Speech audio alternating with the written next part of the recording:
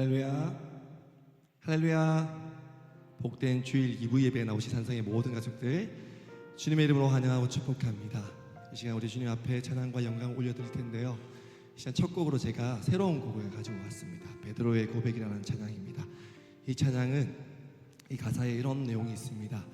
나의 부르심에 감사, 나의 놓지 않으심에 감사, 하늘의 보좌 버리고 나의 사랑하심에 감사, 나의 모든 삶, 나의 모든 인생을 예수님과 함께 걷겠습니다 라는 고백이 있습니다. 이 고백이 우리의 고백이 되길 원합니다. 이 시간 새로운 찬양 베드로의 고백 하나님께 올려드리도록 하겠습니다.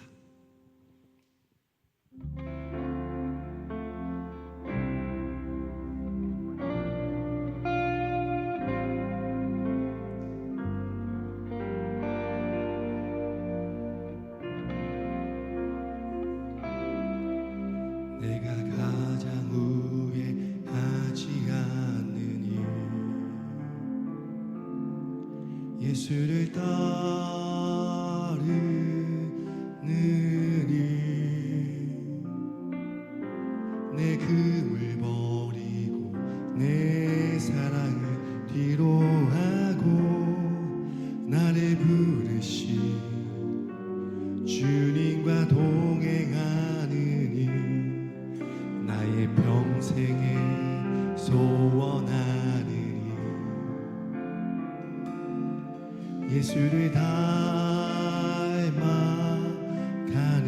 일,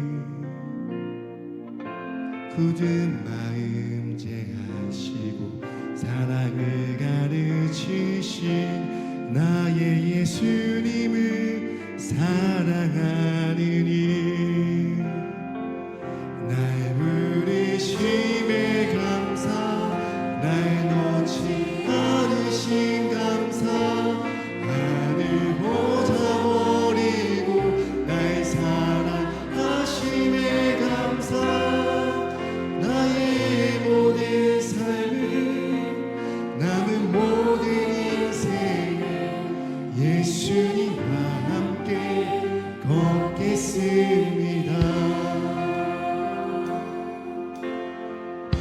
내가 가장 후회하지 않는 일, 내가 가장 후회하지 않는 예수를 따르는 일입니다. 예수를 따르는 일,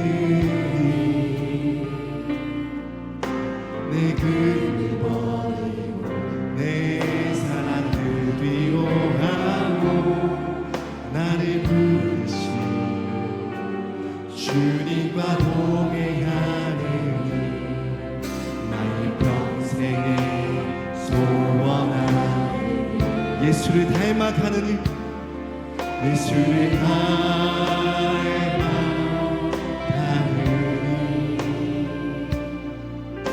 굳은 마음 제하시고 사랑을 가르치신 나의 예수님을 사랑하니, 날 부르심에 감사, 날 부르심에 감사, 날 놓지 않으신 감사, 하늘 보좌 버리고 날 사랑하심에 감사, 나의 모든 삶을 남은 모든 인생을 예수님과 함께 걷겠습니다. 날 부르심에 감사, 날 부르심에 날 놓지 않으신 감사,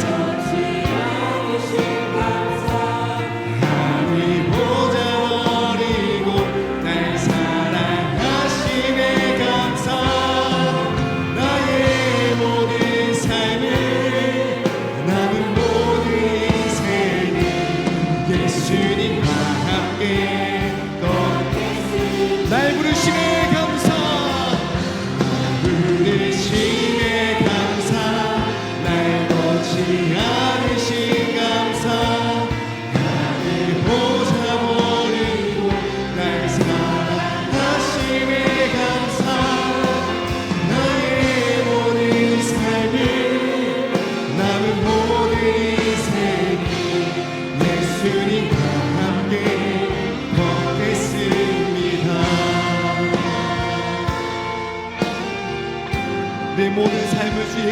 함께 걷겠다는 고백이 우리의 진실의 고백이 되길 원합니다.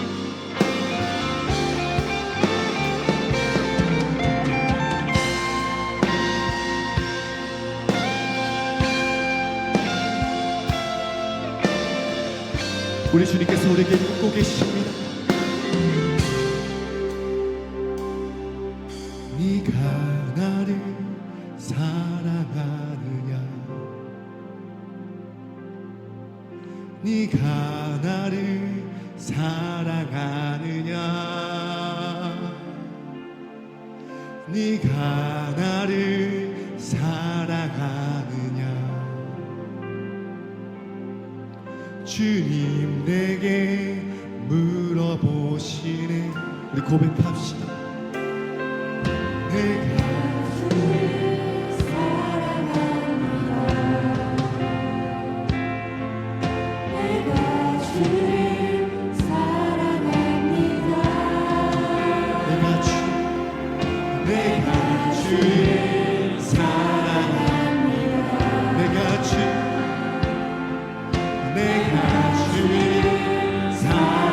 내가 주를 사랑합니다. 내가 주를 사랑합니다.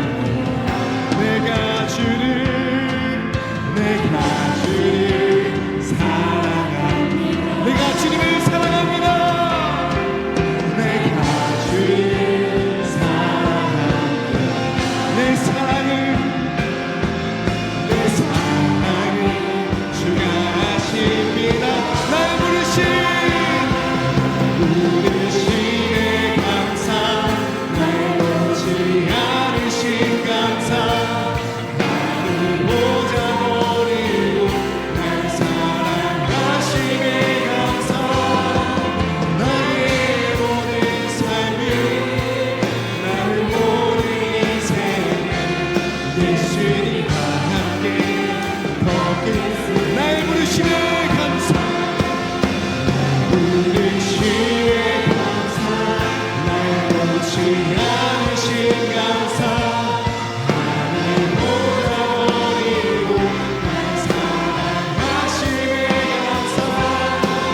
나의 모든 삶을, 나의 모든 인생을 예수님과 함께 걷겠습니다.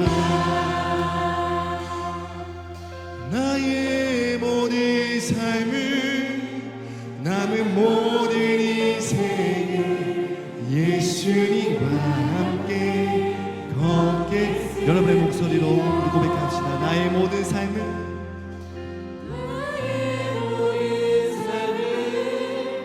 남은 모든 인생을 예수님과 함께 걷겠습니다. 우리를 의의 길로 인도하시고 우리를 함께 의의 길로 인도하시 주님께 영광의 박수 올려드리겠습니다. 할렐루야.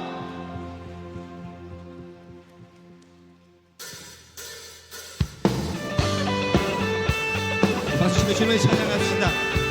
변치 않으시는 주님을 찬양하기 원합니다.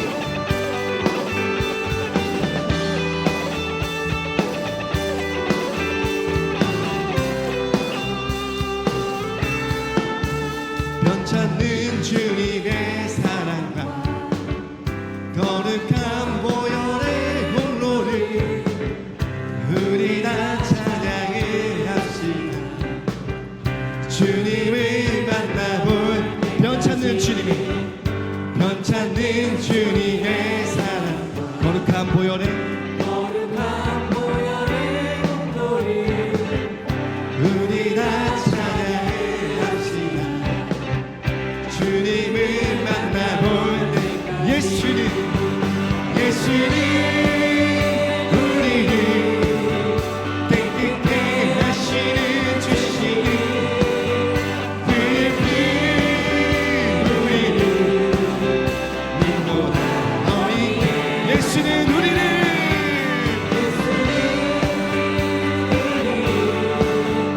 깨끗게 하시는 주시니 그의 피 우리를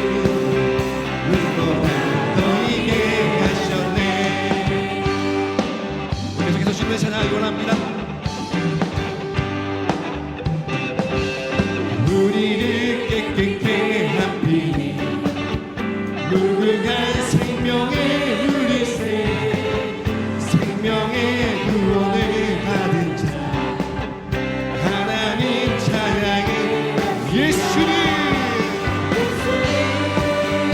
우리를 깨끗게 하시는 주시니 그의 피 우리를 눈보라 예수는 우리를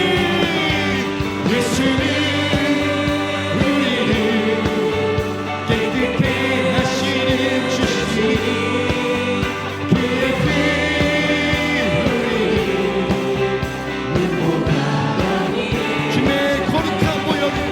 주님의 거룩한 보혈 날마다 입으로 간직해 싸우며 나가세 전국에 우리 한 번 더 고백합시다.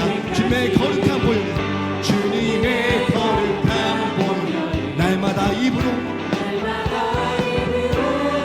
아멘 담대히 싸우며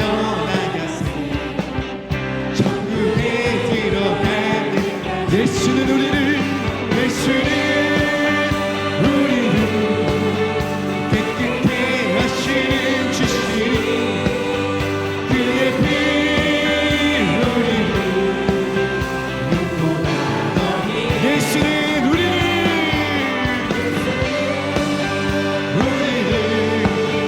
깨끗게 하시는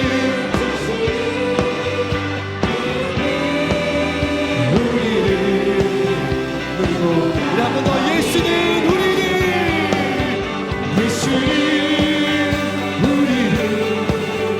깨끗게 하시는 주시니 그의 피 우리를 너희에게 하셨네 우리 십자가 단단히 붙잡고 나아갑시다. 십자가 단단히 붙잡고 날마다 이기며 나가세 머리에 면류관 쓰고서 주 앞에 찬양 한 번 더 십자가 단단히 붙잡고 날마다 이기며 나가세 머리에 면류관 쓰고서 주 앞에 찬양한 예수는 우리를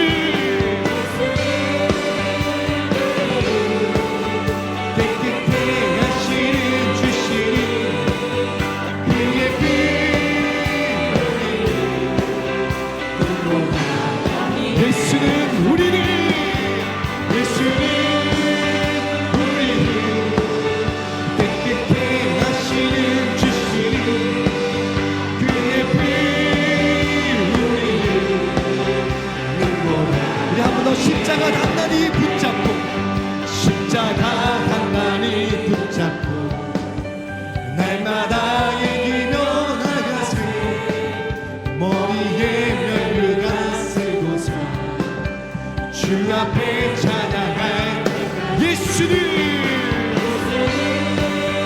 우리를 깨끗게 하시는 주시니 그의 피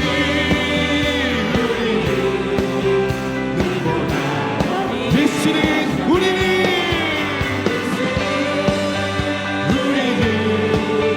깨끗게 하시는 주시니 그의 피 우리 마지막으로 예수는 우리를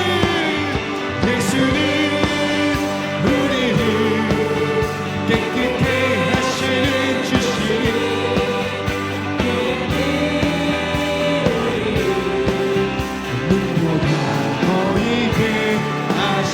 우리 그렇게 보혈로 피로 우리 깨끗게 하신 주님께 영광의 박수 올려드리겠습니다.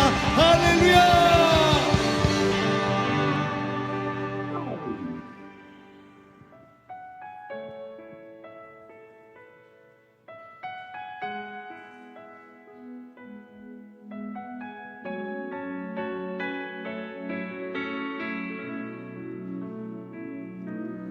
안개 속에서 주님을 보내 아무도 없을 것 같던 그곳에서 손 내미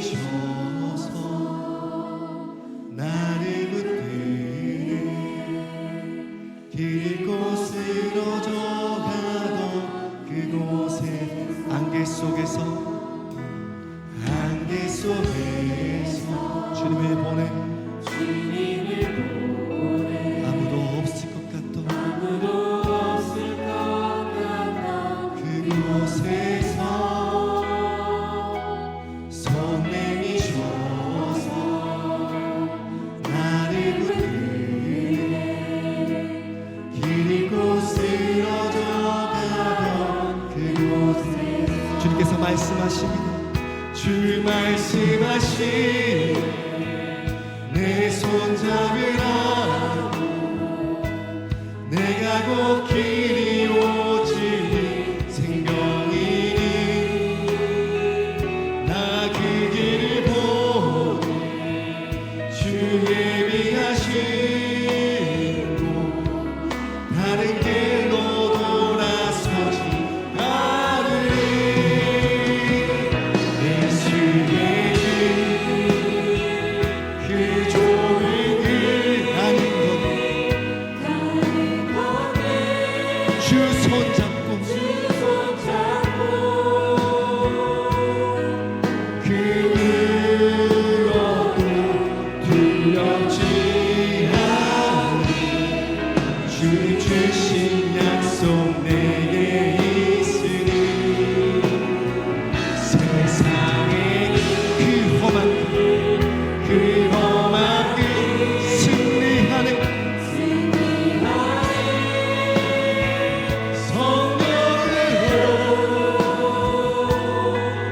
그 누구도 바라지 않는 저 하늘에 내 소망이 있으니 처음부터 다시 한번 고백하기 원합니다.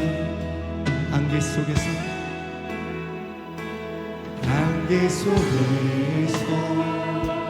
주님을 보내 아무도 없을 것 같던 그곳에서 손 내미셔서 나를 붙들네 길 잃고 쓰러져 주님께서 말씀하십니다. 주 말씀하신 내 손잡으라 내가 곧 길이 오지 생명이니 주 예비하신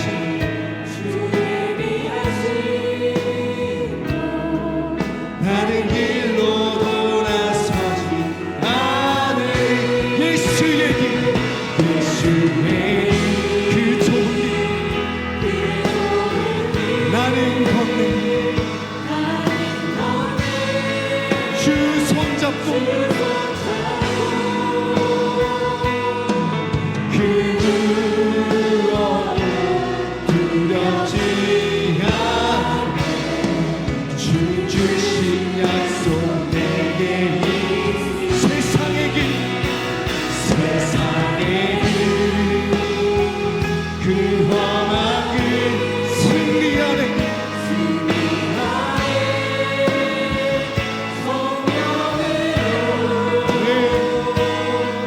그 물어도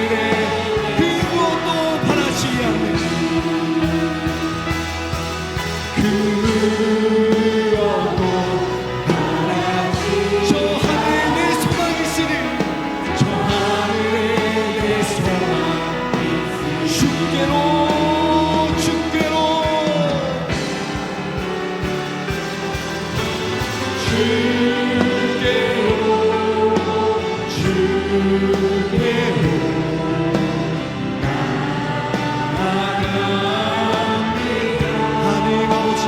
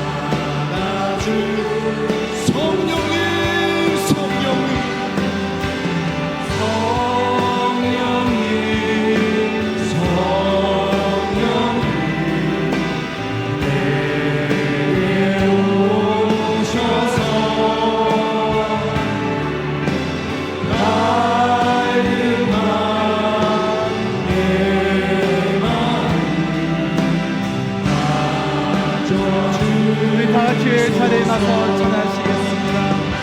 십자가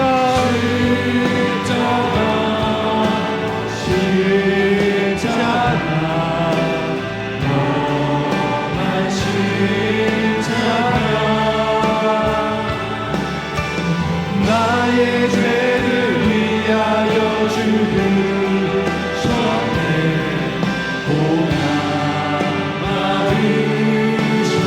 주 영광 여기 마사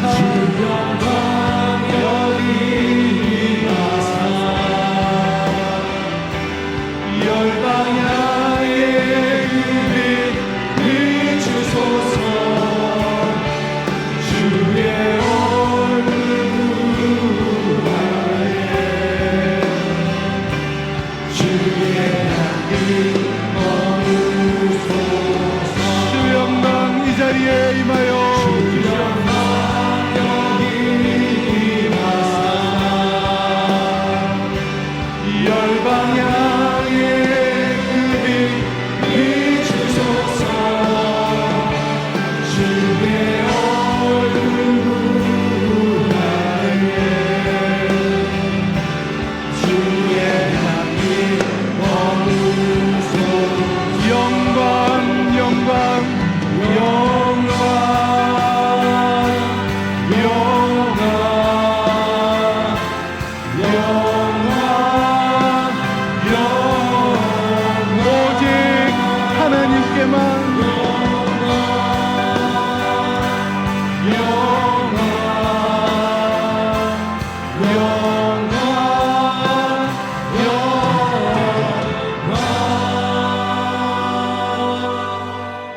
너희 모든 나라들아 여호와를 찬양하며 너희 모든 백성들아 그를 찬송할지어다.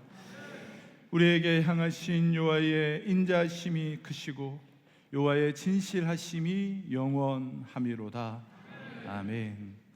전능하사 천지를 만드신 하나님 아버지를 내가 믿사오며 그 외아들 우리 주 예수 그리스도를 믿사오니 이는 성령으로 잉태하사 동정녀 마리아에게 나시고 본디오 빌라도에게 고난을 받으사 십자가에 못 박혀 죽으시고 장사한 지 사흘 만에 하늘에 오르사 전능하신 하나님 우편에 앉아 계시다가 저려서 산자와 죽은 자를 심판하러 오시리라. 성령을 믿사오며 거룩한 공예와 성도가 서로 교통하는 것과 죄를 사여 주시는 것과 몸이 다시 사는 것과 영원히 사는 것을 믿사옵나이다.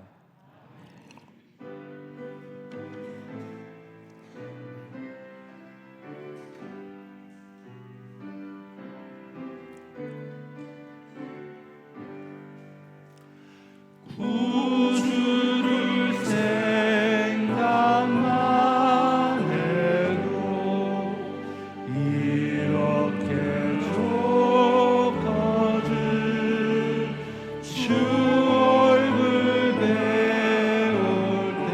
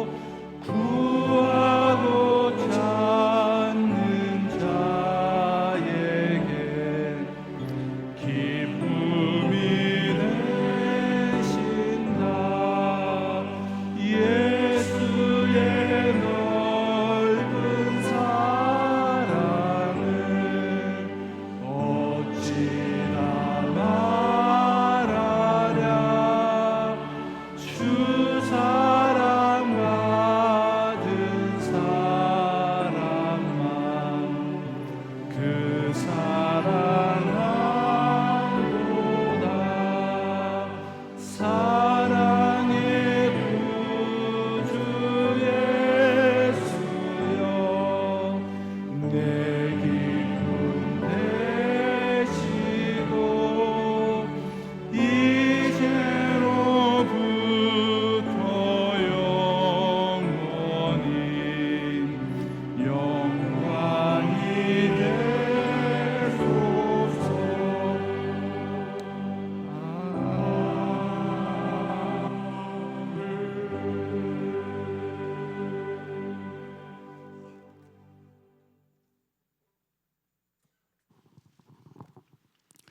거룩하신 하나님 아버지, 은혜와 사랑을 진심으로 감사를 드립니다. 오늘도 우리들을 불러주셔서 이 시간 주님께 진실한 마음으로 예배드리기를 원합니다. 주님의 크신 은혜와 새 힘을 주옵시며 주님을 찬양함으로써 하나님께만 찬송과 영광을 돌리게 하여 주시고 우리로 하여금 무한한 능력과 기쁨을 얻게 하여 주시기를 원합니다. 주님, 죄짐을 지고 가는 저의 인생들을 긍휼히 여겨 주셔서 구원의 자녀가 되게 하여 주심을 감사를 드립니다. 우리 신앙의 날이 갈수록 성숙된 믿음을 보여줄 수 있는 저희들이 되게 하여 주시고 아름다운 영적 열매를 알차게 맺을 수 있는 저희 모두가 되게 성령님께서 은혜를 다하여 주시옵소서. 주님의 보혈로 정결케 씻어주시고 죄악에서 떠난 몸이 되게 하여 주옵시며 우리의 마음속에 있는 쓴뿌리를 주님의 보혈의 피로 용서하여 주시옵소서. 주님, 날마다 그리스도의 성품으로 변화받기 위해 마음을 쏟을 수 있는 저희 모두가 되게 하여 주옵시며 주님의 영원한 생명을 받은 자로서 날마다 새로워지고 성숙되게 성령님께서 인도하여 주시기를 원합니다. 빛의 열매는 모든 착함과 어려움과 진실함에 있는 데라고 하신 대로 주님의 빛된 자녀로서 어렵고 거룩하고 진실한 삶의 열매를 맺는 저희 모두가 되게 하여 주옵시며 주님의 사랑과 온유의 성품을 담을 수 있게 하여 주시고 항상 진실하고 정직하고 충성되게 주님을 섬길 수 있는 저희 모두가 되게 성령님께서 도와주시옵소서. 주님, 사람의 떡으로만 사는 것이 아니라 주님의 말씀으로 사는 것인 줄 알기에 주님의 전을 찾는 저희들을 기억하여 주시고 말씀을 통하여 주님의 신령한 은혜를 맛보게 하여 주옵시며 세상에서 얻을 수 없는 기쁨을 얻을 수 있는 시간이 되게 하여 주시길 원합니다. 들녘에는 황금빛으로 물들어 익어가는 곡식들을 봅니다. 무르 익어가는 이 계절을 맞이해서 저희들도 성령의 열매가 천국의 귀한 사랑의 열매, 기도의 열매, 능력의 열매, 아름다운 은혜의 열매들이 익어가서 우리 주님 앞에서 귀한 영의 양식들이 되게 하여 주시옵소서. 주님, 이 나라 이 민족을 긍휼히 여겨 주시옵소서. 위정자들의 마음을 성령님께서 붙들어 주사 하나님을 두려워하며 국민들을 돌아볼 수 있게 하여 주시며 하나님의 공의가 사랑이 바로 세워질 수 있도록 모든 지도자들을 붙들어 주시길 원합니다. 하나님 사랑합니다. 주님의 섭리 가운데 몸된 산성교회를 축복하여 주심을 감사를 드립니다. 우리 모두 성도들이 주님이 주시는 사명을 잘 감당할 수 있도록 주의 능력으로 역사하여 주시옵소서. 말씀을 전하실 목사님을 기억하여 주시고 성령의 두루마기를 입혀 주셔서 생명의 말씀이 되게 하여 주옵시며 능력의 말씀을 전하시기에 부족함이 없게 성령님께서 권능으로 붙들어 주실 줄 믿습니다. 주님의 자녀 중에 건강이 좋지 않은 자에게 주님의 피 묻는 손으로 어루만져 주옵시며 주님의 영광을 위해 건강을 회복시켜 주시옵소서. 찬양대가 정성을 다해 올려 들리는 찬양이 모든 예배자들의 신앙 고백으로 오직 하나님께 영광이 되기를 소망합니다. 예배를 돕는 많은 손길들을 기억하여 주시고 수고할 때마다 주님의 위로와 하늘의 신령한 복으로 채워 주시옵소서. 이 가을을 저에게 풍성함을 허락하신 것처럼 풍요로함을 우리에게도 채워 주실 줄 믿고 감사를 드리며 우리를 구원하신 예수 그리스도의 이름으로 기도드렸습니다. 아멘.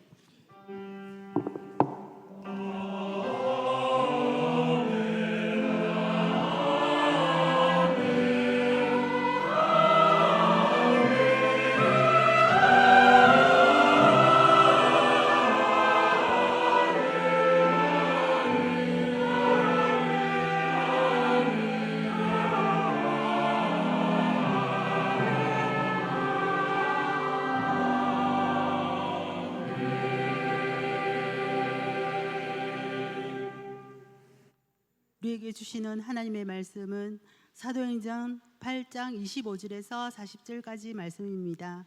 사도행전 8장 25절에서 40절까지 말씀을 제가 봉독하도록 하겠습니다. 두 사도가 주의 말씀을 증언하여 말한 후 예루살렘으로 돌아갈새 사마리아인의 여러 마을에서 복음을 전하니라. 주의 사자가 빌립에게 말하여 이르되 일어나서 남쪽으로 향하여 예루살렘에서 가사로 내려가는 길까지 가라 하니 그 길은 광야라. 일어나 가서 보니 에디오피아 사람 곧 에디오피아 여왕 간다게의 모든 국고를 맡은 관리인 네시가 예배하러 예루살렘에 왔다가 돌아가는데 수레를 타고 선지자 이사야의 글을 읽더라. 성령이 빌립들어 이르시되 이 수레로 가까이 나아가라 하시거늘 빌립이 달려가서 선지자 이사야의 글 읽는 것을 듣고 말하되 읽는 것을 깨닫느냐 대답하되 지도해 주는 사람이 없으니 어찌 깨달을 수 있느냐 하고 빌립을 청하여 수레에 올라 같이 앉으라 하니라. 읽는 성경 구절은 이것이니 일러스되 그가 도살자에게로 가는 양과 같이 끌려갔고 털 깎는 자 앞에 있는 어린 양이 조용한가 같이 그의 입을 열지 아니하였도다. 그가 굴욕을 당했을 때 공정한 재판도 받지 못하였으니 누가 그의 세대를 말하리요.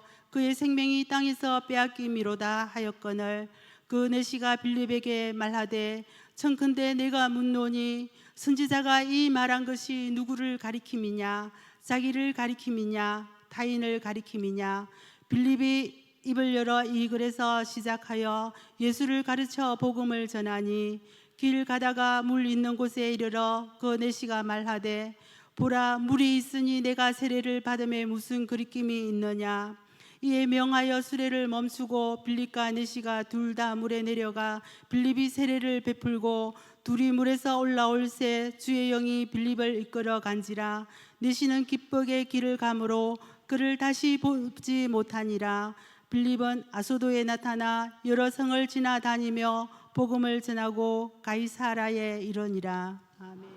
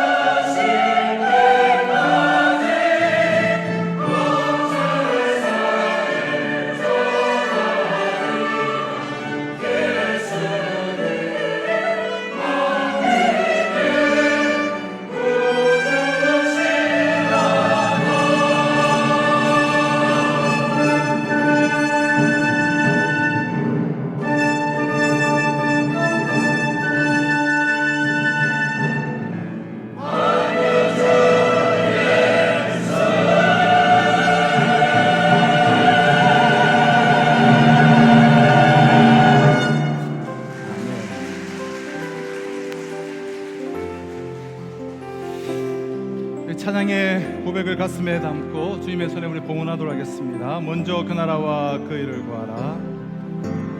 먼저 그 나라와 의를 구하라. 그 나라와 그 일은 그리하면 이 모든 것을 너희에게 더하시리라.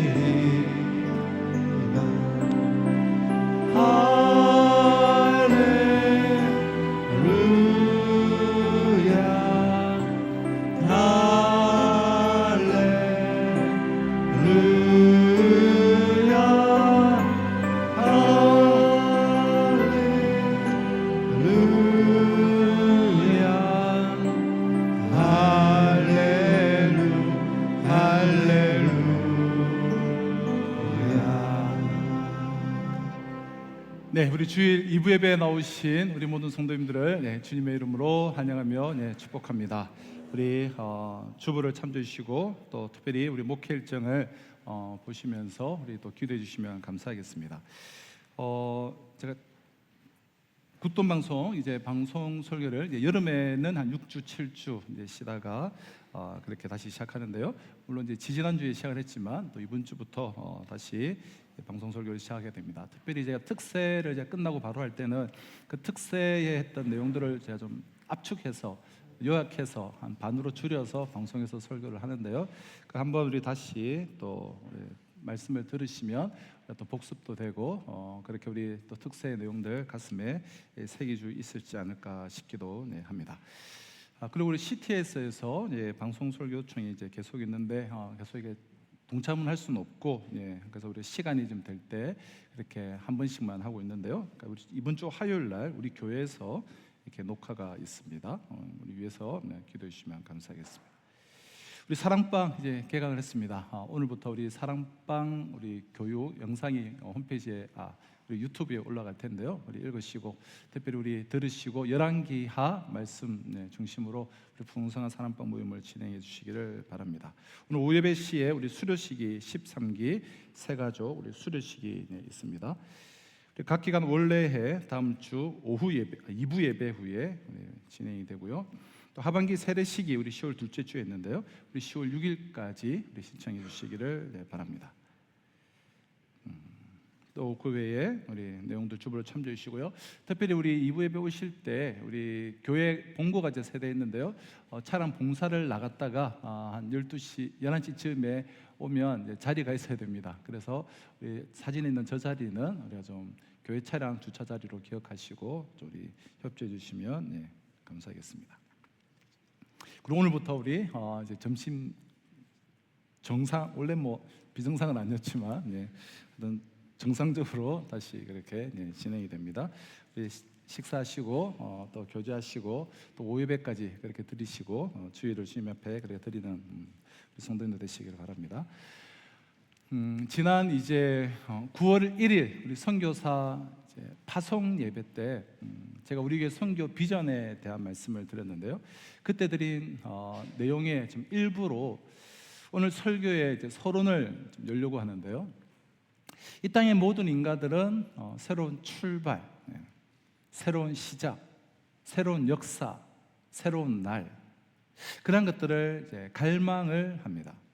그러니까 이제까지와는 전혀 다른 그런 새로운 역사, 새 날을 우리 모두는 소망하며 이제 기대를 하는 것입니다. 자, 이처럼 새로운 시작, 새로운 역사를 소망하는 것은 우리 모든 이들의 이제 염원이겠지만, 그러나 새로운 역사는 그저 내가 원한다고 해서, 내가 소망한다고 해서 저절로 주어지지는 않습니다. 이제 뜨겁고 열광적인 그리고 감동적인 집회로, 행사 한 번으로 주어지지도 않습니다. 또 돈으로, 물질로도 주어지지 않습니다. 유한한 것으로부터는 결코 새 것이 주어지지 않기 때문에요. 유한하다는 말의 그 의미는 바로 그 유한이라는 그 의미 속에, 말 속에 이 쇠퇴 중에 있음을, 유한이라는 것은 쇠퇴되어져 감을 의미하는 단어기에 세태 속에서 어찌 참된 새 것이 생성이 될 수가 있겠습니까? 새 것은 오직 영원한 진리 속에만 있는 거예요. 새 것이라는 것은 영원한 것 속에, 그 진리 속에만 있다는 거예요. 그리고 진리 안에서 자라는 자에게만 새로운 시간과 새로운 날은 주어지게 됩니다. 그러니까 진리 안에서 자라는 것만큼 우리는 새로워지게 되는 거예요. 진리 안에 거할 때 우리가 거듭나게 되고, 날마다 그 거듭남에 새로운 새 창조, 새 날의 역사가 일어나게 된다는 것이죠.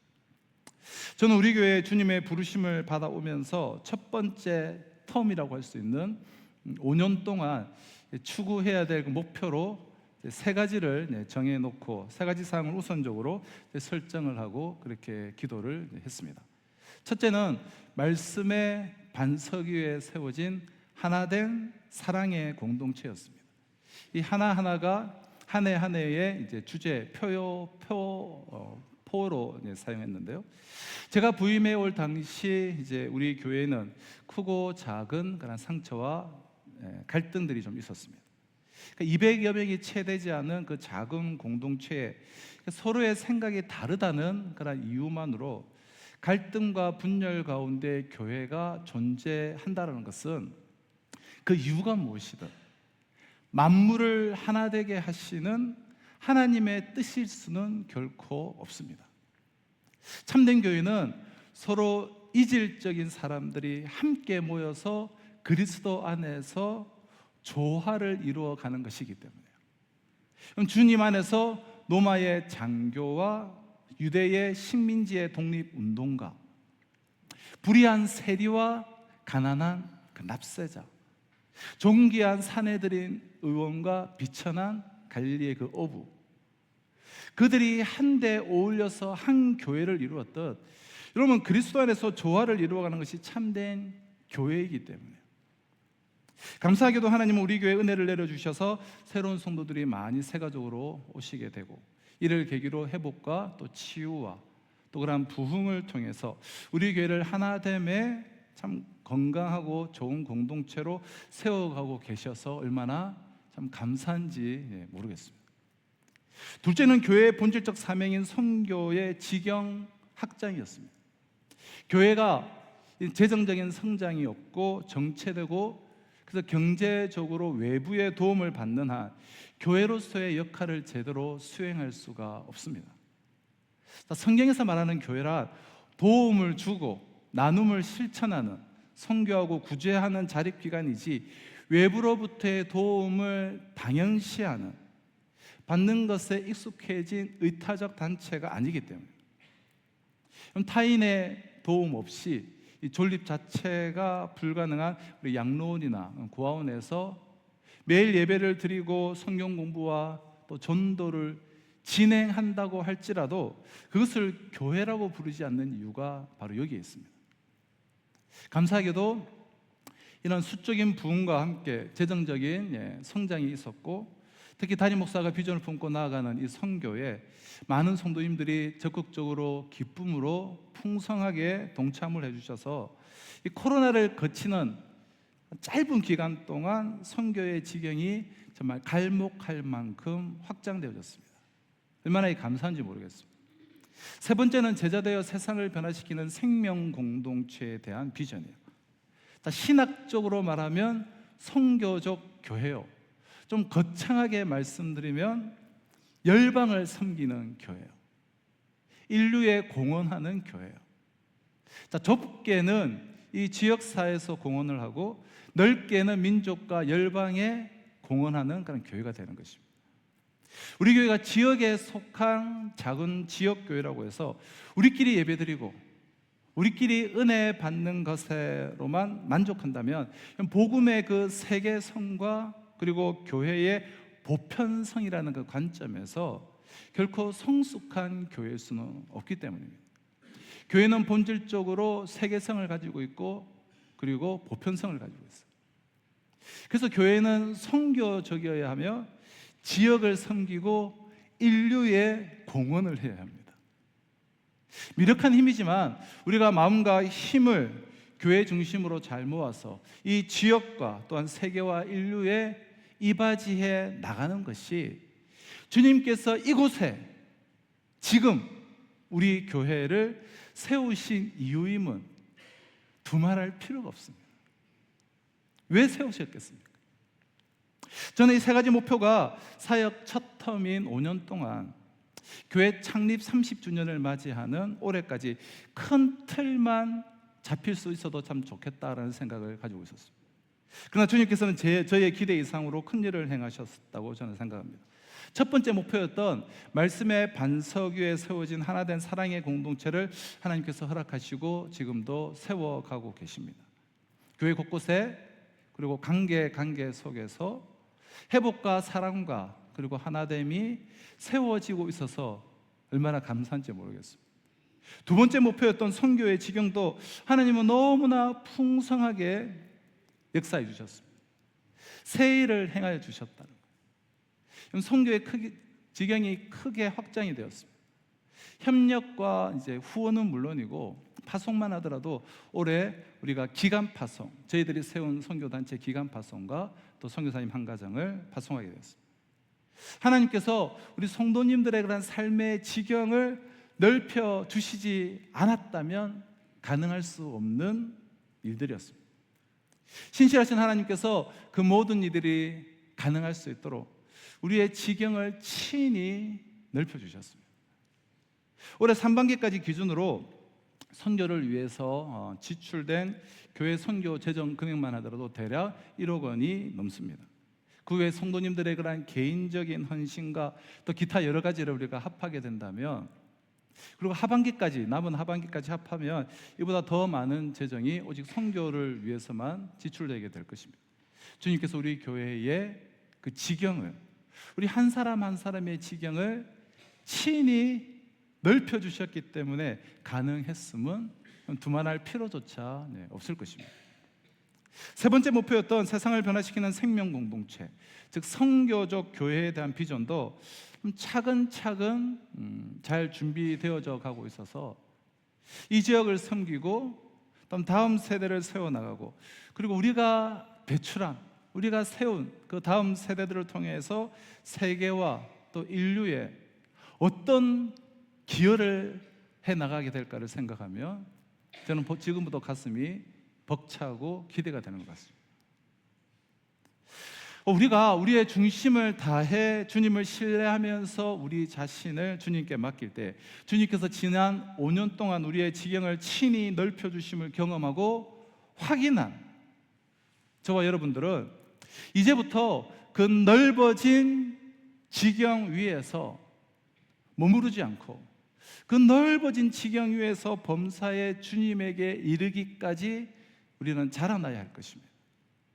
우리가 주님 안에서 자라나는 만큼 우리의 삶이 본질적으로 새로워지고 우리를 스쳐 지나가는 그 시간의 의미가 새로워지며 새로워진 우리를 통해서 주님의 새로운 역사가 펼쳐질 수가 있기 때문이에요. 그럼 내성마비가 무엇입니까? 내성마비란 뇌의 성장이 중지된 상태를 의미합니다. 더 이상 자라지를 못하는 거예요. 내성마비 환자가 달력을 수십 번 교체해도 새 날을, 새 역사를 맞이할 수 없는 것은 그를 스쳐 지나가는 모든 시간들이란 3살 때이든 혹은 5살 때이든 그의 뇌가 정지된 그 시점을 뛰어넘을 수가 없기 때문이에요.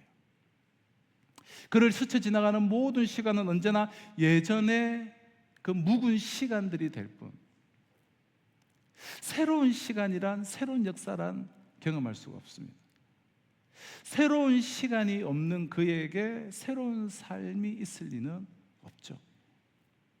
우리가 주님 안에서 범사에 자라나지 못할 때 하나님 앞에서의 우리의 모습 또한 그와 똑같을 수밖에 없습니다. 새로운 시간, 새로운 삶, 새 역사, 이런 새 것은 오직 영원한 것, 진리 속에만 있어요. 그리고 진리 안에서 자라는 자들에게만 새로운 시간은 주어지게 돼요. 진리 안에서 자라는 만큼만 우리는 새로워진다는 거예요. 그럼 4주 만에 다시 우리 사도행전 본문으로 이제 돌아왔는데요. 그럼 7장에서 스데반 집사의 순교 후에 바로 이어서 큰 박해가 있게 되었죠. 그래서 8장 2절을 보면 예루살렘 교회에 큰 박해가 있어서 사도 외에는 다 흩어져서 유대와 사마리아와 모든 땅으로 흩어졌다라고 네, 자막이 들리는 겁니다. 네. 2절은 우리 2절 한번 눈으로 한번 보실까요?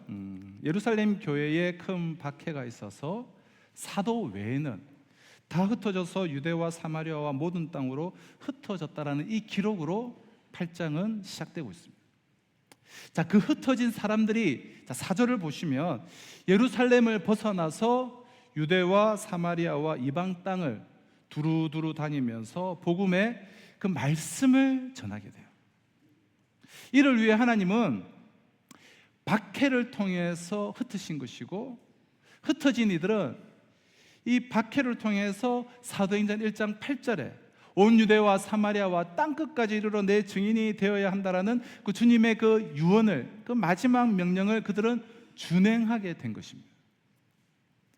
자, 그런데 사도 외에는 다 흩어져서 사도들은 예루살렘의 그 한계를 벗어나지 못한 채 예루살렘이 마치 지구의 끝인 양 고수하고 앉아 있었을 때 헬라파 유대인 출신이었던 이 7 집사들을 중심으로 흩어져 두루두루 다니면서 복음을 전하게 됩니다. 이때 예루살렘을 떠나서 각처로 흩어진 그리스도인 디아스포라들 가운데 이 빌립 집사는 당시 그들이 유대인처럼 여기던 사마리아 성을 찾아가서 복음을 전하게 되죠. 그리고 사마리아 사람들은 빌립이 전한 복음을 믿고 그리고 세례를 받게 됩니다. 심지어는 스스로 자신을 큰 자로 자처하고 또 사람들이 신적 능력을 지닌 사람으로 추앙하고 추종하던 마술사 시몬마저도 세례를 받았습니다. 놀라운 복음의 역사고 쾌거죠. 한마디로 사마리아 성에는 영육간의 생명의 강이 흘렀고 그로 인해 큰 기쁨이 샘솟게 되었어요.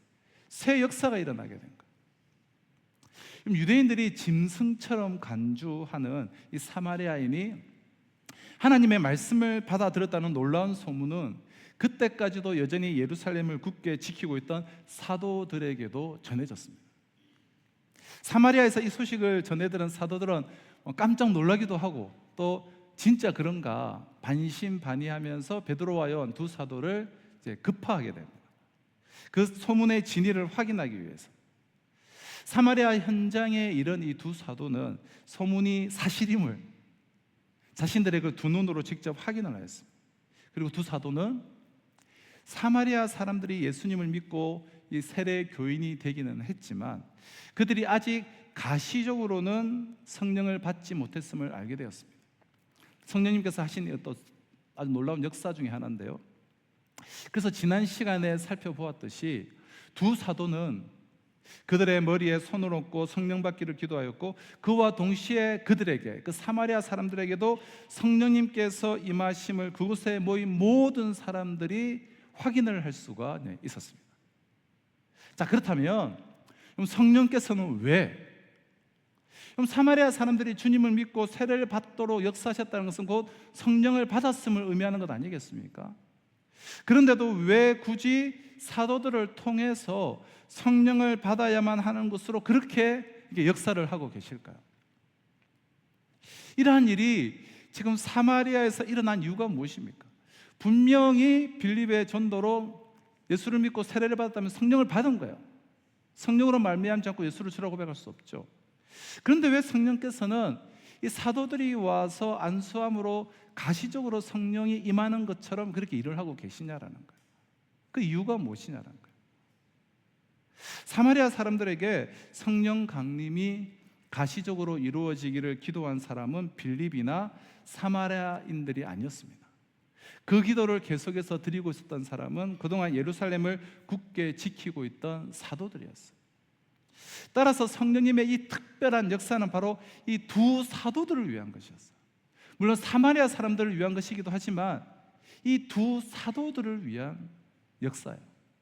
자, 무슨 말인가 하면 8장을 우리가 시작할 때 살펴본 것처럼 사도들은 예루살렘과 온 유대와 사마리아와 땅끝까지 이르러 당신의 증인이 되라는 주님의 그 명령을 직접 생생하게 들었음에도 불구하고 망각해버린 채 예루살렘을 떠나려고 하지를 않았습니다. 주님께서 스데반의 순교로 촉발된 유대교의 이 대박해를 통해서 이 사도들을 흩으려 하셨지만 그때에도 그들은 예루살렘을 사수하는 것이 참된 믿음이냐, 예루살렘만 지키고 거기에 눌러앉아 있었습니다. 마침내 주님께서는 이 빌립을 도구로 삼아 사마리아 성을 먼저 복음화시키고 베드로와 요한을 뒤이어 보내시어 그들이 기도할 때 사마리아인에게 성령 강림이 가시적으로 이루어지도록 역사를 하셨습니다. 유대인이 짐승으로 간주하는 이 사마리아인에게도 성령님께서 임하심을, 그들 역시 하나님의 자녀됨을 사도들이 직접 그들이 안수함으로 그들의 두 눈으로 확인케 하심으로 이 사도들로 하여금 사마리아를 넘어 땅끝, 즉 이방 세계까지 나아가게 해 주시기 위함이었다라는 거예요. 즉 이 일 자체는 사도들로 하여금 그들이 어디에서 무엇을 해야 할 것인가를 너무나도 분명하게 말씀해 주신 성령님의 역사였다는 것입니다. 사마리아인들에게 성령이 가시적으로 부어지는 일뿐만 아니라, 자, 그렇다고 한다면 여러분 조금 늦은 감이 있죠. 하지만 박해 때 그렇지 못했다 하더라도 사마리아에 그 이방인보다도 못한 그 땅에 성령이 임하시는 것을 목도한 지금 그 순간부터라도 사도들은 이방인과 이방을 향해 주님께서 명령하셨던 그 최후의 목적지인 땅끝을 향해 그들의 삶을 지금이라도 던져야만 했습니다. 사마리아에서의 이 경험을 발판 삼아서 주님의 명령을 쫓아서 그들의 삶의 방향을 이방 세계로 돌려야만 했습니다. 그러나 오늘 본문 25절은 이렇게 시작하고 있어요. 두 사도가 주의 말씀을 증언하여 말한 후 예루살렘으로 돌아갈새 사마리아인의 여러 말에서 복음을 전하니라. 자, 두 사도는 이방으로 향한 것이 아니라 다시 예루살렘으로 되돌아가 버리고 말았습니다. 그저 한 것이 있다면 예루살렘으로 되돌아갈 때 스쳐 지나갈 수밖에 없는 그 사마리아의 몇몇 마을에 복음을 전한 것이 고작이었습니다. 어차피 예루살렘으로 가려면 왔던 길로 되돌아가야 하니까. 사마리아에서의 특별한 경험 덕분에 사마리아인에게는 거부감 없이 복음을 전하게 되었지만 사마리아를 발판 삼아 이방 세계로 뛰어들 생각은, 주님의 명령에 순종할 생각은 전혀 하지 않았다는 거예요. 이 순간까지 그들에겐 땅끝까지 나아가라는 주님의 명령이나 이방인이 인이니 이방인의 구원이니 하는 개념 자체가 없었습니다. 아니, 애써서 그 명령을 잊으려고 한지도 모르겠어요. 그동안 나름대로 예루살렘 교회가 세워질 때까지 우리가 고생한 것도 있고 수고한 것도 있고 이쯤에서 그냥 멈췄으면 안 되느냐고 애써 잊으려고 한지도 모르겠어요. 땅끝이란 그들과는 전혀 상관없는 곳일 뿐이었습니다.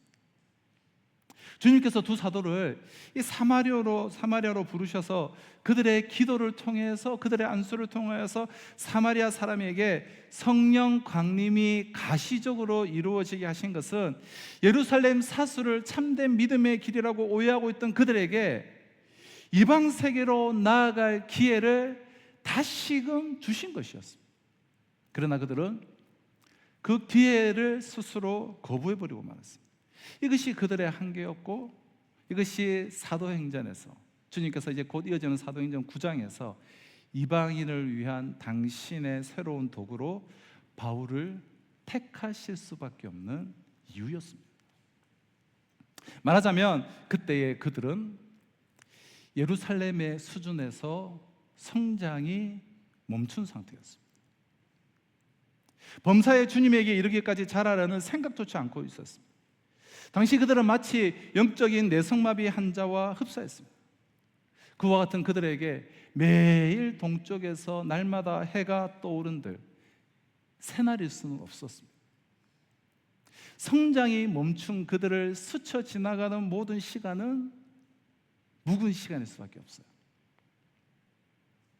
무식한 갈릴리의 어부들이 주님의 그 위대한 사도로 부르심을 받았다면 주님께서 그들의 그 지경을 얼마나 넓혀주신 것입니까? 그러나 주님께서 주신 그 넓은 지경 위에서 그들은 더 이상 자라려고 하지 않았어요. 이쯤이면 됐다. 예루살렘 교회를 세우는 데 혁혁한 공을 세웠고 우리는 예루살렘 교회만 머물겠다. 그렇기에 사도행전이 제목 그대로 사도들의 행적을 기록한 책임에도 불구하고 사도행전 15장을 끝으로 예수님의 직계 제자였던 12사도들은 사도행전에서 제외되어져 버리고 만 것이죠. 사도행전의 카메라는 하나님에 의해서 계속 흩어져 가는 이 빌립과 같은 이 디아스포라, 특히 그 중에서도 가장 적극적인 디아스포라였던 바울에게로 초점이 옮겨졌기 때문에 이처럼 성장이 멈춰버린 주저앉아버린 사도들이 머지않아 사도행전에서 제외되어져 버리는 것은 너무나 당연한 결과였습니다. 소위 말해서 촛대를 옮기신 거예요. 자, 반면에 이 빌립 지사는 이 사도들과는 전혀 달랐습니다. 자, 26절은 이렇게 말씀하고 있어요. 주의 사자가 빌립에게 말하여 이르되 일어나서 남쪽으로 향하여 예루살렘에서 가사로 내려가는 길까지 가라니 그 길은 광야라. 빌립은 지속적으로 자라는 사람이었고 항상 성령님의 인도하심을 따라서 사는 사람이었어요. 그는 박해로 인해서 흩어질 때에 사마리아까지 와서 사마리아에서 열심히 복음을 전하고 전도하여서 많은 전도의 결실을 지금 얻고 있었습니다. 그런데 갑자기 사역이 그냥 풍성하게 열매 맺고 있는데 성령님께서 일어나서 남쪽으로 향하여서 예루살렘에서 가사로 내려가는 길까지 가라고 명령을 하셨습니다. 그것은 광야예요. 게다가 더 이해할 수 없는 것은 지금 사마리아에는 열매가 너무 많아요. 사역이지만 성공적으로 지금 진행되고 있습니다. 그런데 하나님은 이렇게 많은 역사와 기적을 일으키며 전도를 하고 있는데 그것을 멈추고 가사로 내려가라고 하신 거예요. 더욱이 가라고 하시는 곳이 이 사람이 좀 많은 데면 좀 더 크게 쓰임받기 위해서구나 라고 이해가 되겠는데 그곳은 광야입니다. 광야. 사람이 없는 광야로 가라고 하신 거예요. 자, 가사는 이스라엘 서남쪽에 있는 땅으로 이 광야 지역이고 빌립이 지금 활동하고 있던 이 사마리아 땅에서는 상당히 먼 거리에 있는 곳입니다. 오늘날로는 이제 가자 지역이라고 부르는 곳이 바로 이곳인데요. 가자. 자, 팔레스타인들이 이제 독립해서 살고 있으며 최근에도 이제 분쟁이 잦은 지역이죠.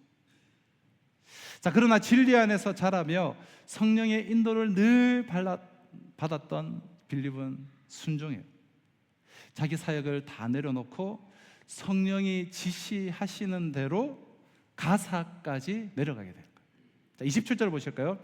일어나 가서 보니 에디오피아 사람 곧 에디오피아 여왕 간다게의 모든 국고를 맡은 관리 네시가 예배하러 예루살렘에 왔다가 이 에디오피아의 네시가 예배하러 왔다가 유월절을 지키러 온 것이죠.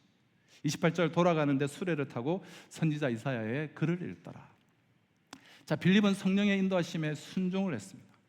그렇게 해서 일어나서 가서 보니 빌립이 성령님께 순종하여서 가사 그 광야로 가보니 그곳에는 에디오피아 여왕 간다게의 국고를 맡은 네시, 우리로 말하면 이제 기획재정부 장관쯤 되는 부총리쯤 되는 에디오피아의 모든 재정을 책임 맡은 고위 관리가 타고 있는 그 병거가 그 마차가 오고 있었다는 거예요. 에디오피아는 우리가 구약을 보면 일찍이 시바 여왕 때, 지금은 간다게 여왕이고 시바 여왕 때 솔로몬에게 와서 지혜를 배워 갔던 그런 나라인데요.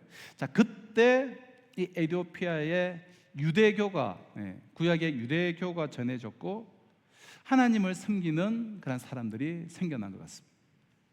고위 관리인 또 국고를 맡은 내시도 이 유대 교인으로 유월절을 지키려고 에티오피아에서 예루살렘까지 왔다가 다시 이제 그 에티오피아로 가는 길이었습니다. 오늘 성지순례를 해보면 다들 경험하시겠지만 아무래도 성지에 가면 마음이 특별해지고 갈급해지죠. 은혜를 더 사모하는 마음이 대단하죠. 이 내시가 이 에티오피아에서 예루살렘까지 왔다가 또 그 먼 길을 순례하면서 그 마음의 사모함과 갈급함이 컸던 것 같아요. 성령 하나님께서 그것을 모르실 리가 없죠. 바로 이때다. 에티오피아를 구원할 사람으로, 통로로 이 내시에게 복음을 전하기 원하시는 거예요. 그를 통하여 아프리카 선교의 문을 열리라고 계획을 하셨습니다. 그래서 전도자 빌립을 에티오피아 내시가 가는 그 길목으로 인도를 하신 거예요. 이 만남을 통하여서 아프리카 대륙에 새 역사를 행하시기 위해서였습니다. 우리는 내 생각 혹은 상식에 어긋나고 도저히 갈피를 잡을 수 없을지라도 주의 사자, 즉 성령의 말씀에 우리는 순종해야 돼요. 잘 한번 생각을 해보십시오. 빌립이 그때 일어나서 떠나지 않았다면 광야에서, 지금 예루살렘에서 에티오피아로 돌아가는 그 중간 어느 지점에 광야에서 이 에티오피아 내시를 만나지 못했을 거예요. 그럼 시간이 굉장히 중요해요. 타이밍이 중요해요. 하나님 다음에 갈게요. 이거 좀 마무리해놓고 제가 갈게요. 지금 이 일이 좀 급하고 다음에 가겠습니다. 안 보이십니까? 지금 이 일이 급한 게. 그럼 이것은 잘못된 생각이에요. 시간에 맞지 않는 순종은 순종이 아니에요. 그 시간에 가야 순종이에요. 하나님 그 자리에 말고, 강야 말고 사람들이 좀 더 많은 곳에 골라서 가겠습니다라고 주장한다면 이거 역시 잘못된 생각이에요. 장소에 맞지 않은 순종은 순종이 아니에요. 하나님의 시간에, 하나님의 방법으로 하나님이 가라고 하신 장소에 가 있어야 하나님의 역사가 나타나는 거예요. 왜 오늘날 교회가 이렇게 많은데도 이런 하나님의 역사, 새 일이 좀 일어나는 일은 좀 희귀해졌을까? 우리에게 영적인 눈이 없기 때문에. 오늘날 교회는 너무나 상식적입니다. 교회는 너무나 합리적인 결정만 하려고 해요. 세상의 기준과 그 눈높이에서 똑같이 결정을 하려고만 합니다. 어떻게 보면 하나님이 하시는 일이 사람 눈에는 이상하게 보이는 거예요. 열매가 없어 보이는 거예요. 무의미하고 허무한 일로 느껴지는 일에 투자하라고 하실지도 몰라요. 그럴 때 오늘날 교회는 결정을 하지 잘 못해요. 그저 사람들 보기에 좋은 것, 사람들 보기에 합리적이라고 생각되는 것, 사람들 귀에 듣기 좋은 것, 사람들 마음에 맞는 것, 누가 봐도 합리적이고 상식적이라고 생각하는 건 좋은 일에 투자하려고만 합니다. 하나님의 마음에 맞는 투자를 하려 하지 않는다는 거예요. 이런 모습은 교회뿐만 아니라 개인의 삶도 마찬가지죠. 왜 오늘날 우리 개인의 삶과 수많은 현대교회에서 기적이 일어나지 않습니까? 하나님이 원하시는 그 결정을 내리지 않기 때문에 그래요. 하나님은 이 기적의 역사를 펼치시기 위해서 이렇게 하라는데 애초에 저거는 불가능하다, 저거는 맞지 않다, 저거는 합리적이지 않다면서 애초에 내가 순종하지 않아요. 첫 발을 디디지도 않죠. 기적을 경험할 수 없죠. 내가 재단하고 내가 멈춰 세워버려요. 하나님이 원하시는 방법으로 우리가 가지 않기 때문에 하나님이 펼쳐나가기로 하신 놀라운 기적들을 대부분 다 사장되어져 버리고 우리는 경험하지 못하고 그냥 그렇게 무미건조하게 나아갈 때가 많다는 거예요. 교회는 이런 의미에서 하나님의 음성을 듣는 귀가 있어야 돼요. 교회는 이런 의미에서 영적이어야 돼요. 교회는 정말 처음부터 끝까지 모든 것이 영적이어야 돼요. 우리의 상식을 뒤집어 엎을지도 모르겠어요. 사람이 보기에 안 되는 일을 하도록 선택할지도 모르겠습니다. 불가능한 일에 한 일에 도전해라 할지도 모르겠습니다. 하지만 하나님이 그쪽에 계획을 갖고 계시면 우리는 조용히 순종해야 되는 것이죠. 그럼 사마리아에서 수많은 사람들에게 지금 영향력을 미치며 사역이 성공적으로 일어나고 앞으로 할 일이 더 많아 보였습니다. 하지만 사람을 만날 수 없는, 상식적이지 않고 합리적이지 않은 강야로 가라는 이 이해할 수 없는 말씀에 순종했을 때 아프리카 땅에 새 일을 행하시려는 그 하나님의 계획하심에 따라서 당시 오늘날 그 아프리카 대륙에서 가장 큰 영향력을 가지고 있던 이 에티오피아의 고관 대작을 만나게 함으로 아프리카 선교의 문을 활짝 여신 거예요. 29절을 한번 보실까요? 성령이 빌립더러 이르시되 이 수레로 가까이 나아가라 하시거늘. 자, 이때 성령께서 빌립에게 에티오피아 내시가 탄 수레에 마차로, 이 고관 대작이니까 큰 마차와 많은 사람들을 이끌고 왔겠죠. 그 마차로 가까이 나아가라고 하셨어요. 수레에 다가갔더니 성경책 읽는 소리가 들리는 거예요. 우리나라도 옛날에는 책을 읽을 때 이제 하늘, 천, 땅지 하면서 소리 내어 읽지 않았습니까? 그러니까 책을 읽었다면 사실은 소리 내어 읽어야 되죠. 유대인들도 이제 성경을 소리 내어서 읽었는데요. 당시에는 마음속으로 성경을 읽지 않았습니다. 그러니까 독특한 리듬에 맞춰서 크게 소리를 내어 읽었습니다. 자, 빌립이 들어보니까 이사야 53장이었어요. 이 얼마나 놀라운 일입니까? 이사야 53장이 무슨 내용인지 우리가 다음 주에 나누겠지만, 에티오피아 내시는 고관 대작이었기에 당시 해당에도 없던 그러한 구약 성경을 그는 가지고 있었던 것 같아요. 이 두루마리로 되기 때문에 양도 아주 많아요. 에티오피아 내시는 예루살렘에서 출발할 때부터 이 두루마리로 된 이사야서를 읽어 나갔을 거예요. 그러다가 빌립을 만났을 때가 바로 이사야 53장, 고난의 종으로 오신 우리 예수 그리스도에 대한 그 기사, 그 53장을 빌립을 만날 때에 다 읽고 있었다는 거예요. 이건 정말 기가 막힌 타이밍이지 않습니까? 성령님의 세밀한 역사였어요. 빌립이 내시에게 물었습니다. 당신이 읽고 있는 그 말씀이 무슨 말씀인지 알겠습니까? 그가 가르쳐주는 사람이 없으니 어찌 알 수가 있겠냐라고 말하죠. 그러면서 빌립더러 수레에 올라오기를 청하고 빌립은 올라가게 되는 것이죠. 하지만 빌립 입장에서 이거는 참으로 마음거리는 일이 아닐 수가 사실은 없는 일이에요. 에티오피아라는 말의 뜻 자체가 검은 피부라는 의미이듯이 그곳에 있는 사람들은 당시 유대인들이 경멸하는 이방인이요, 이방인 중에서도 더 경원의 대상인 흑인들이었습니다. 게다가 이디오피아 사람은 본래 이제 어떤 족속입니까? 구수족이에요. 구수족이란 노아의 세 아들 중에서 셈과 함과 야벳, 그 중에 저주를 받았던 함의 그 후손들이에요. 그러니까 저주받은, 상종할 가치가 없는 사람들. 그뿐만이 아닙니다. 그는 더욱이 내시였습니다. 내시란 선천적 혹은 후천적으로든 고자를 가리키죠. 유대인들은 이 고자들 역시 그 구약 율법에 따라서 하나님으로부터 저주받은 자로 간주하여서 사람으로 취급해 주지를 않았습니다. 한마디로 그 사람은 빌립이 선대해 줄 만한 자격이나 가치가 없는 사람이에요.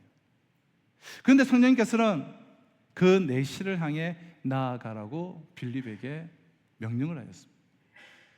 이에 대해서 본문 30절은 빌립이 어떻게 해요? 달려갔음을 밝혀주고 있어요.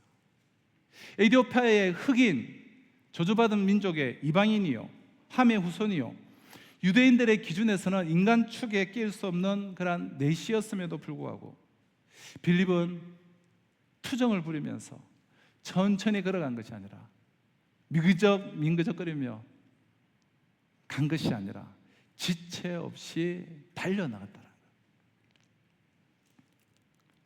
그럼 사도들은 주님께서 승천하시기 바로 직전 육신을 입고 계신, 그러니까 부활하신 육신을 입고 계신, 즉 자신들의 눈으로 직접 배울 수도 있고 만질 수도 있는 주님으로부터, 그 음성을 직접 들을 수 있는 주님으로부터 예루살렘과 온 유대와 사마리아와 땅끝까지 이르러 주님의 증인이 되라는 그런 명령을 직접 받았습니다.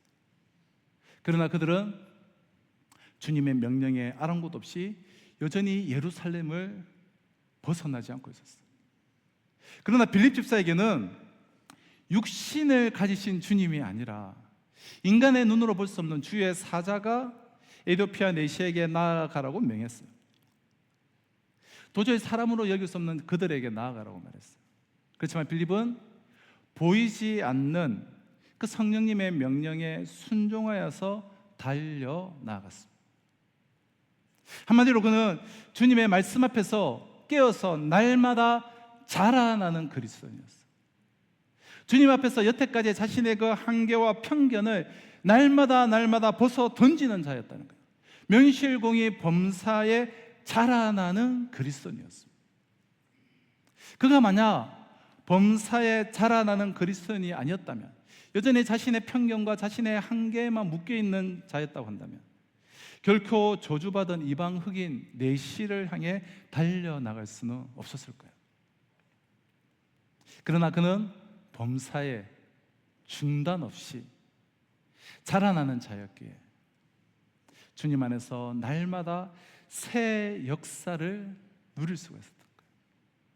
새 역사의 주인공으로. 자, 그가 범사에 자라나 예루살렘의 그 수준을 벗어났을 때에 그는 사마리아의 놀라운 새날을 맞이할 수가 있었습니다. 그리고 사마리아의 그 상태를 순종함으로 넘어서자 이번에는 에디오피아 내시와 더불어 또 다른 새날을 맞이할 수가 있었습니다. 그뿐만이 아니에요. 본문 40절에 의하면 날마다 자라기를 멈추지 아니한 그는 이제 아소도와 또 가이사라에서의 새날과 새 역사까지 그는 누리고 있었다는 거예요. 그럼 그리스도 안에서 범사에 자라나는 자만 누릴 수 있는 새 시간이요, 새 역사요, 새 날들이요, 새 인생이었습니다. 하루하루가 가슴 벅찬 새 날들이죠. 이처럼 매사에 자라나는 그리스도인이었기에 빌립은 사도가 아니면서도 헬라파 출신의 비주류였음에도 사마리아와 이방인에게 복음을 전한 첫 번째 그리스도인으로 성경에 기록되는 영광을 알았습니다. 자라기를 멈춘 제자들을 제치고 말이에요. 그럼 인생은 마치 이 모래시계와 같습니다. 모래시계의 특징이 무엇입니까? 모래시계의 특징은 지나간 시간과 남아있는 시간을 내 눈으로 볼 수 있다는 거예요. 그럼 지나간 시간은 아래쪽에 쌓이게 되고 남은 시간은 위쪽에 쌓여있게 됩니다.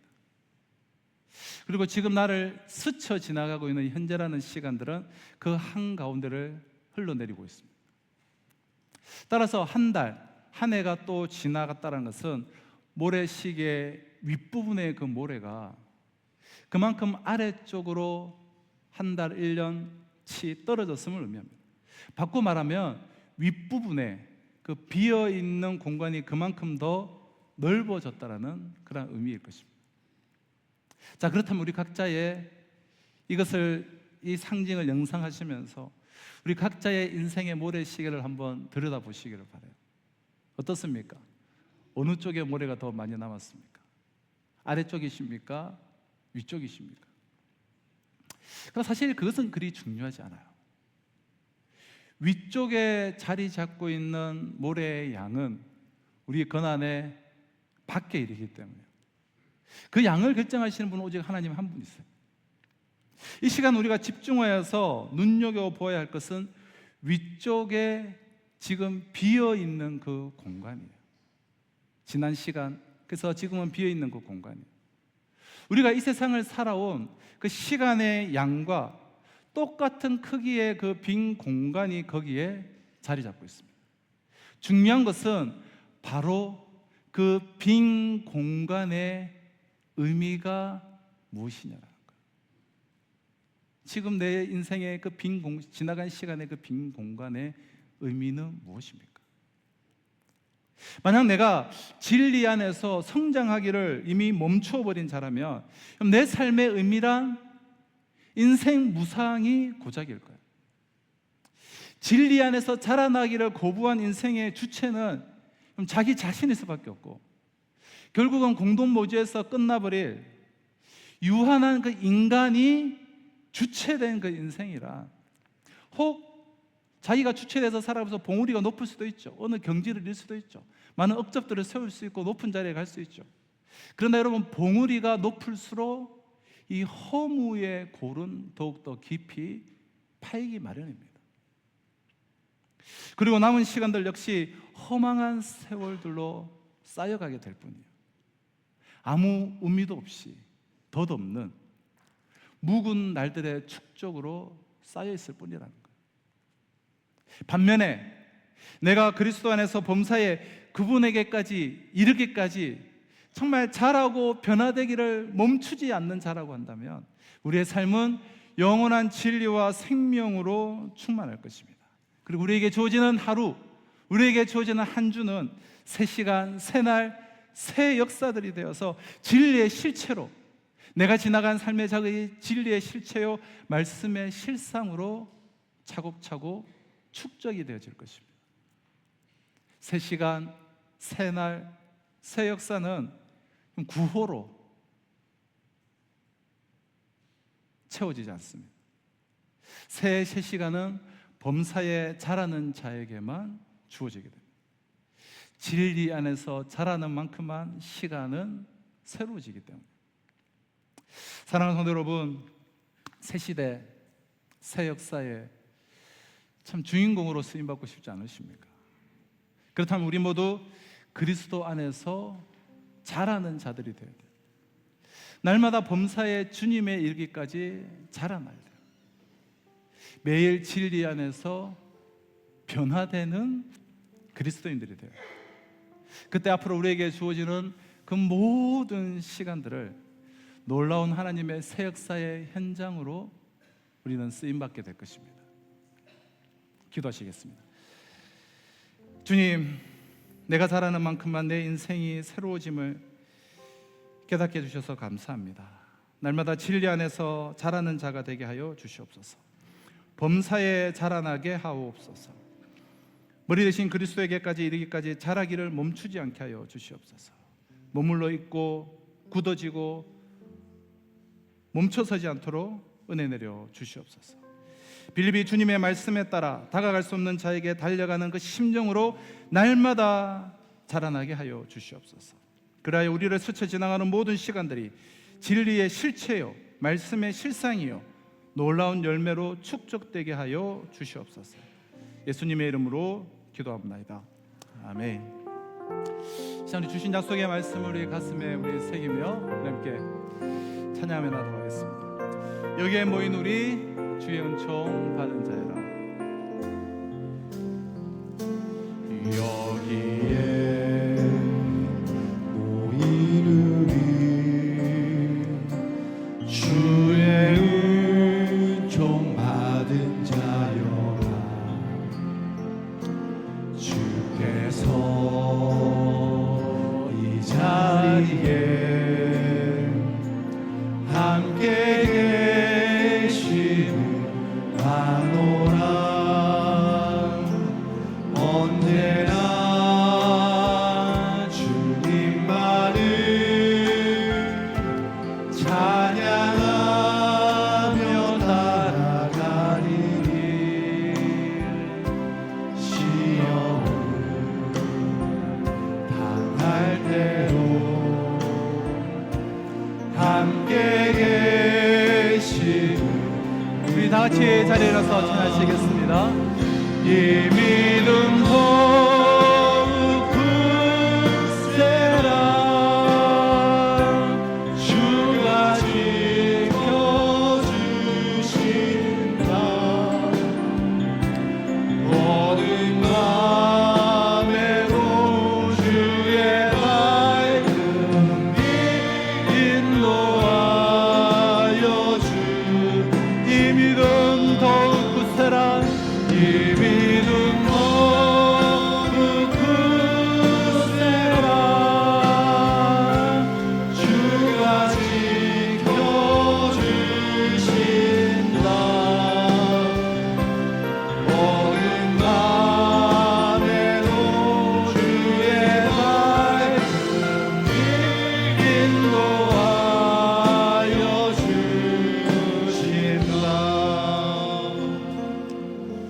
사랑과 은혜와 자비가 풍성하신 하나님 아버지, 이 예배를 우리 주님 기뻐 받아주신 줄로 믿습니다.